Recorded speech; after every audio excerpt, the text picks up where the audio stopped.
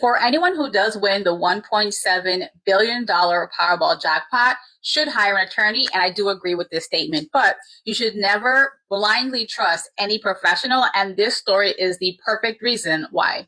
So this press release down below is about an attorney by the name of Jason Curlin, who's based in Long Island, and he was the self-proclaimed lottery lawyer. All of his clients were winners of major lottery jackpots. And instead of really helping them, he ended up stealing over $100 million from his clients over a 2 to 3 year time period. It turns out Jason was running a Ponzi scheme. His clients trusted him and were paying him to give them sound advice on how they should invest their money. And unbeknownst to them, the businesses he was recommending were businesses he either co-owned or was receiving kickbacks from those business owners.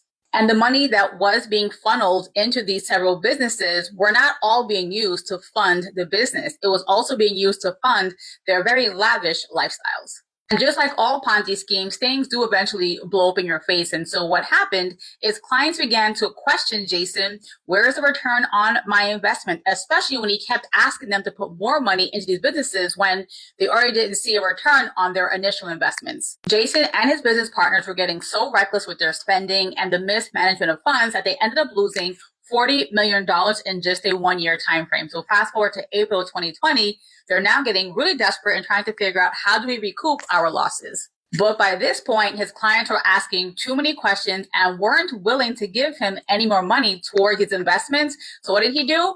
He stole almost $20 million from those same clients. Eventually, complaints were made, lawsuits were filed, investigations were done, and Jason ended up with a 13-year prison sentence and has to pay restitution. And I feel awful for his clients. These are just average people who became millionaires and billionaires overnight.